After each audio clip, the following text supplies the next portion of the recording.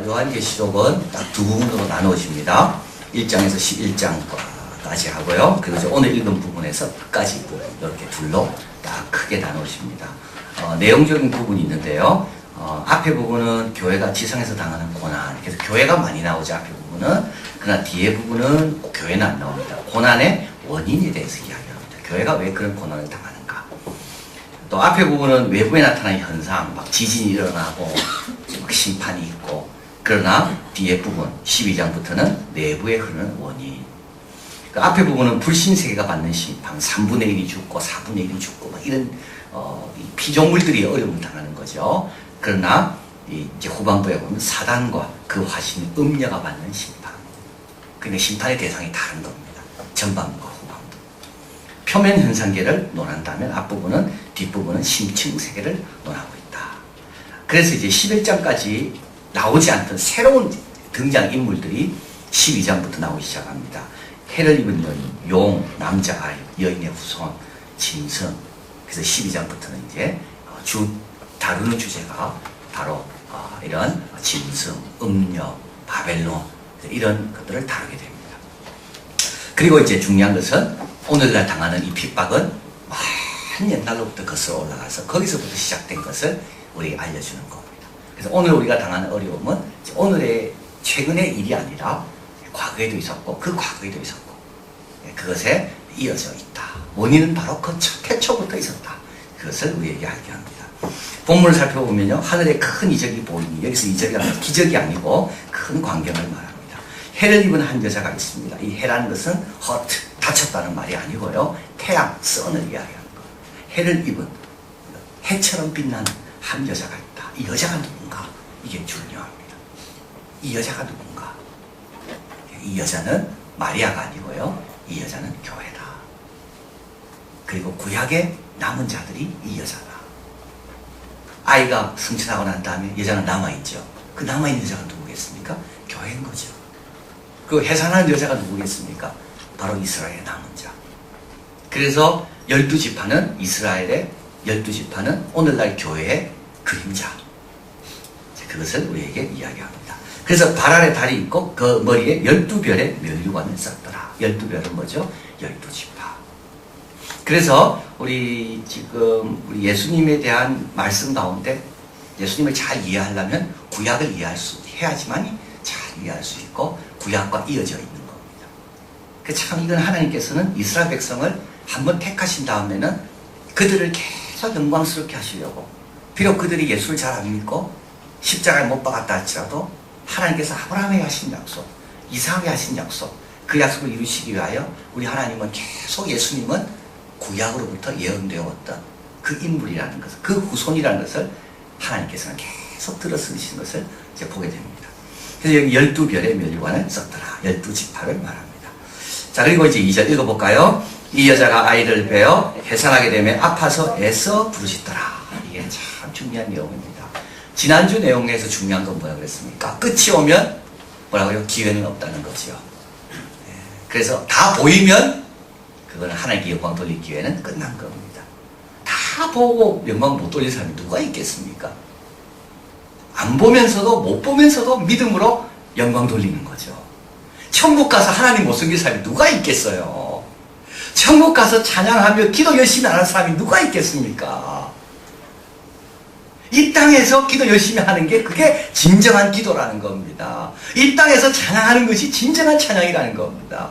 수많은 부조리한 것이 있다 할지라도 하나님은 여전히 다스린다고 선포하고 믿고 기다리는, 그건 언제 때만이 그 진가가 드러나는가 하면 그건 바로 천국 가기 전인 겁니다.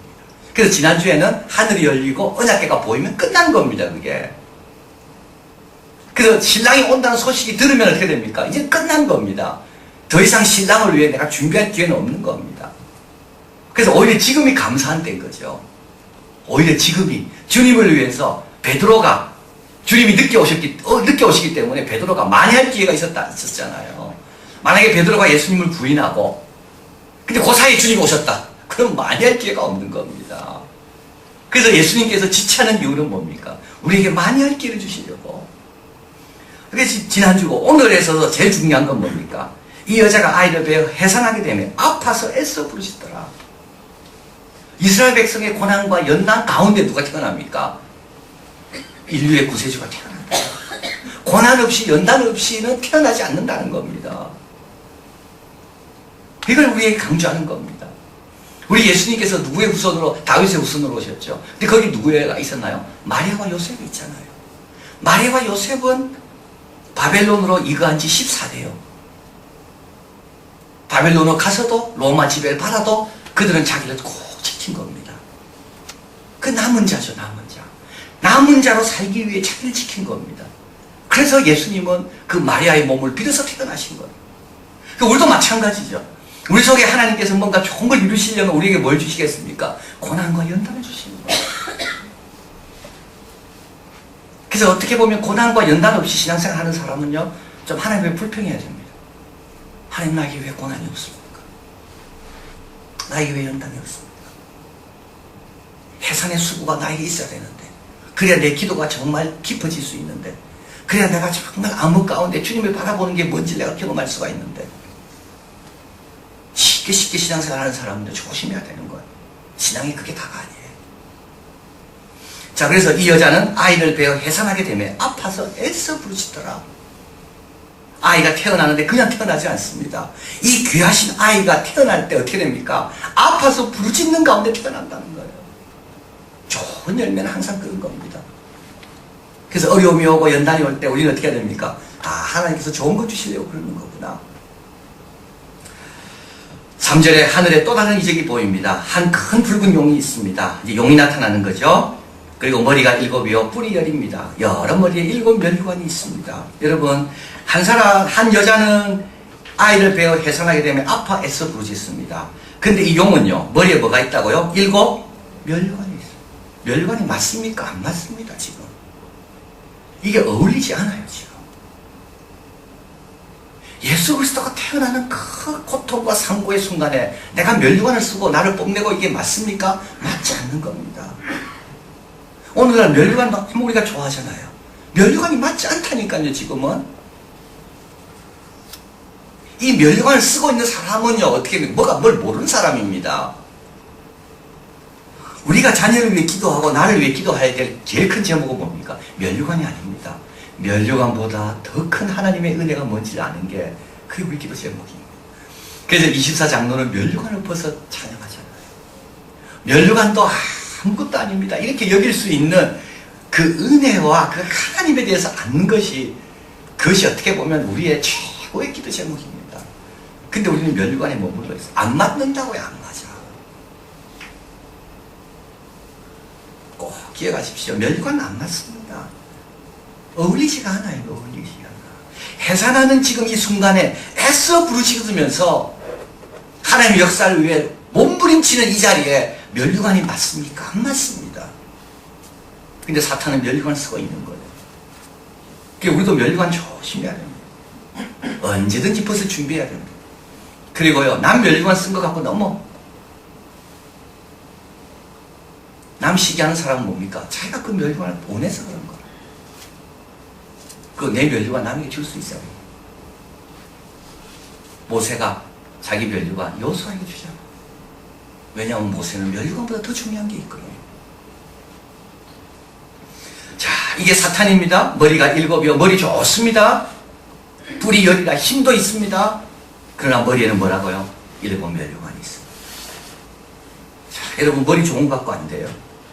권세 있는 것 같고 안 돼요. 멸류관을 벗어서 주님께 던져야 언제나 그리스도인이 되는 거예요. 멸류관 딱 쓰고 앉아있는 거예요. 다 벗어야 되는 거예요. 아직 은혜를 모르는 거죠.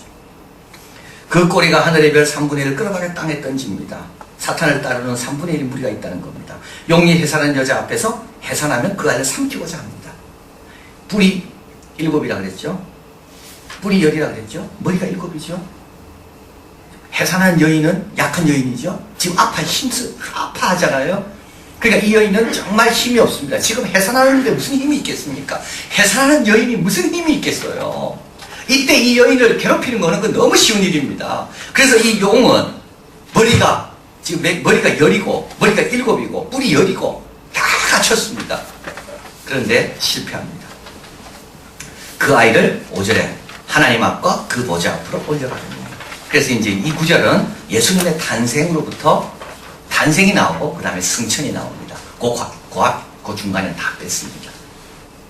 그래서 일곱 머리를 가지고 10뿔을 가지고 해상만 하면 내가 죽이겠다고 다짐했지만 사탄은 여기서 성공하지 못합니다. 우리 이 아이는 하나님께로 올라가는 거죠. 예수님은 다 마치시고 승천하시는 겁니다. 자, 그리고 이제 누가 남습니까? 6절에 여자가 남죠. 교회가 남는 겁니다.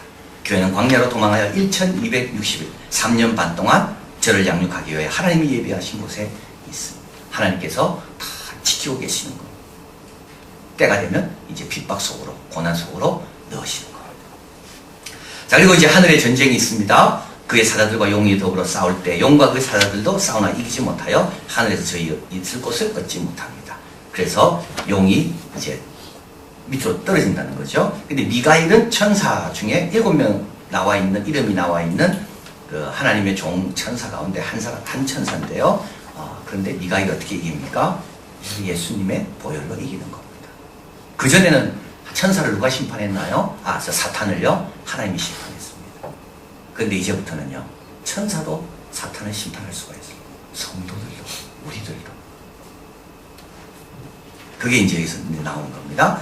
큰 9절 같이 읽어봅니다. 큰 용이 내어 쫓기니 옛뱀 곧 마귀라고도 하고 사단이라고 하는 온 천하를 깨는 자라. 땅으로 내어 쫓기니 그의 사자들도 함께 내어 쫓기니라. 옛뱀이라 되어 있죠. 예, 그래서 옛날 겁니다. 옛날부터 있었다는 말이고요.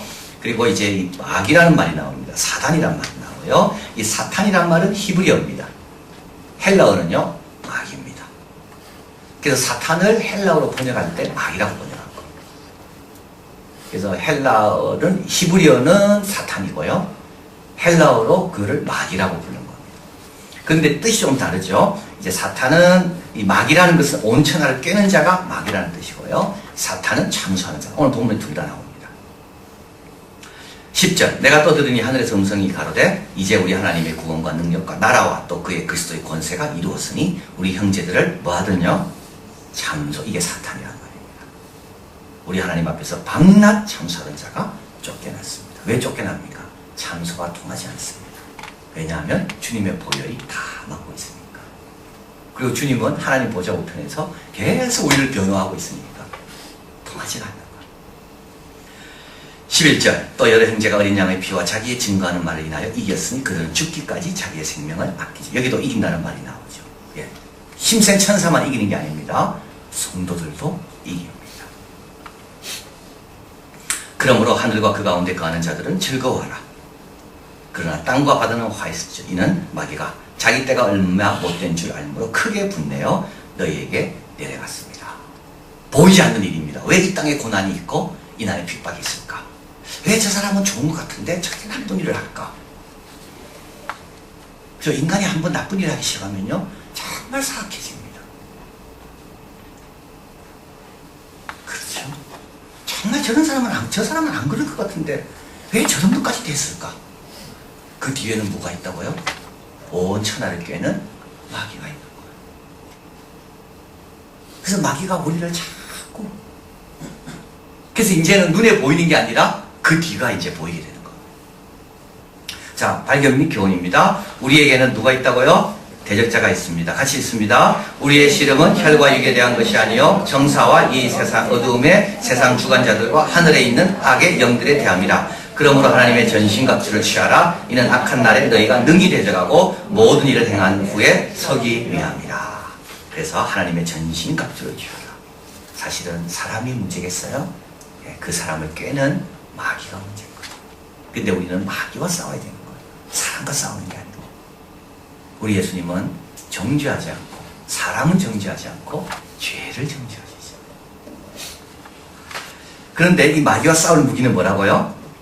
진리와 의와 믿음과 구원과 말씀과 기도. 이게 별거 아닌 겁니다. 너무 기본적인 겁니다. 너무 평범한 것입니다. 특별한 은사가 있어야지 마귀와 이기는 게 아닙니다. 꼭 기억하십시오. 기도 열심히 하면 이기는 거예요. 의의 흉배를 붙이면 이기는 거고. 뭐가 큰 능력이 있어서 내가 그죠? 정사와 권세와 뭐 보이지 않는 세력과 그건 또 오히려 속는 방법이에요, 그것도.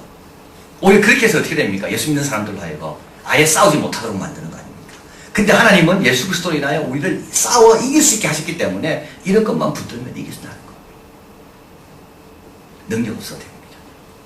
말씀 붙들고 믿음의 방패를 가지고 구원 얻은 그 감격, 내가 구원 얻었다.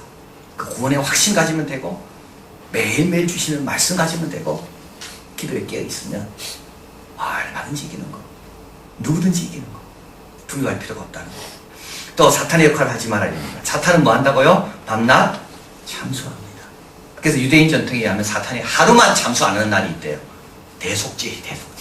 1년에 한 번 하나님이 이스라엘 백성을 7월 15일 날 대속죄하시는데 이때 대제사장이 이제 지성소에 들어가잖아요. 이날만 사탄은 참수하지 않는답니다. 왜냐하면 이날은 하나님이 용서하기로 작정한 날인 줄 알았기 때문에 나머지 364일은 계속 참수하고 있는 거예요.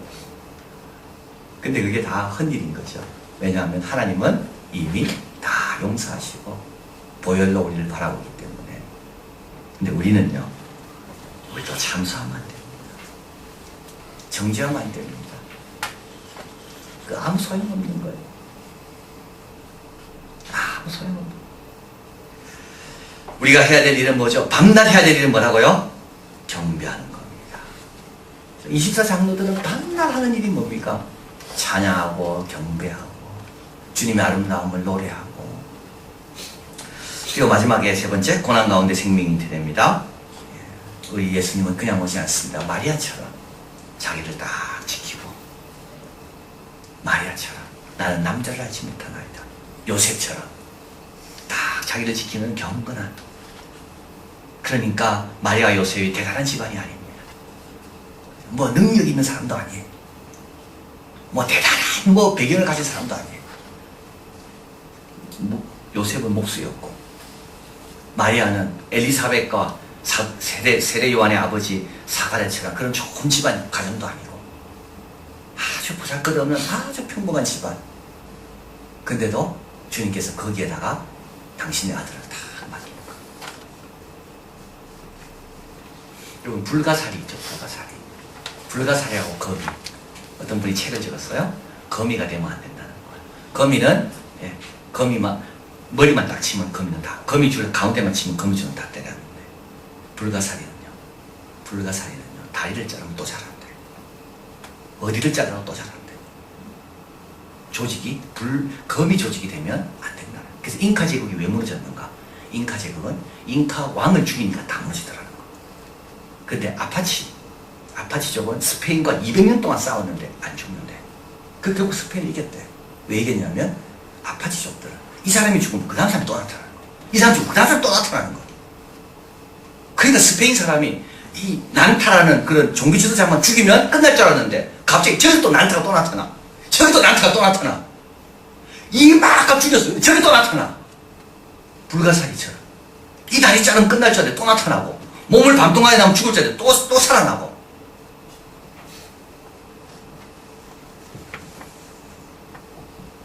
2000년 교회 역사 가운데 초대교회 막 핍박하면 끝날 줄 알았는데 안디옥 교회에서 막 나타나고, 빌립보 교회에서 막 나타나고, 로마에서도 막 나타나고, 고린도라는 그 타락한 도시에서도 막 나타나고, 노원과 하계동에서도 막 나타나고. 그치? 이런 꼭 기억하십시오. 어떤 영적인 큰 일을 내가 능력받고 그런 거 아닙니다. 그건 아주 세상적인 가치관입니다. 마리아와 요셉 기억하면 돼요. 아주 평범한 처녀, 아주 평범한 약혼녀. 하나님께서 그 가정을 택하시고 거기에 아들을 다 맡기시죠. 그러니까 우리가 수요일날 나오고 예배드리고 교회 봉사하고, 그리고 우리 삶 가운데 많은 고난과 역경이 있어도 불가사리처럼 또 자라나 있고 또 자라나 있고. 아파치 쪽은 인구가 얼마 안 되지만 스페인이 잉카 제국도 무찌렸고, 그런데도 불구하고 아파치 쪽한테 패했다는 거 아닙니까? 멕시코에 있는. 이 정도로 봐도 힘들고 저 정도로 봐도. 그래서 참 요한계시록을 보면서 우리는 자꾸 자꾸 뭔가를 구하지 마세요, 여러분. 뭐 특별한 능력 그렇다 보면 뭡니까? 그 사람만 바라보게 돼요. 저 사람처럼 안 되든지 안 그러면 난 능력이 없구나. 그게 저 주님 주신 기본적인 거. 자, 순종하고 기도할 때 열심히 진지하게 하고 예배 열심히 드리고 기회 왔을 때 자신을 드리고 그러는 가운데 주님께서 택하시는 그런 열매들이 우리에게 나타나는 거. 사탄도 마찬가지예요. 사탄 그렇게 큰 능력으로 이기는 거 아니에요. 하나님의 전신갑주는 기적이 아니더라고. 의와 믿음과 말씀과 기도와. 그래서 이 말씀 꼭 기억하시고 이제 우리가 있는 곳이 중요하다. 내가 있는 곳에서 잘하자. 여기에서 잉태하는 수고가 있다 할지라도 멸류관에 마음 뺏기지 말고 멸류관이 목표가 되면 안 됩니다. 그럼 고가지밖에 성장 못합니다. 그러나 멸류관을 집어 던질 만큼 하나님의 은혜와 능력을 내가 체험하는 사람이 되자. 그런 사람이 주님께서 귀한 것을 맡기고 열매 맺는 사람입니다. 기억하시며 승리하시기 바랍니다. 기도하겠습니다.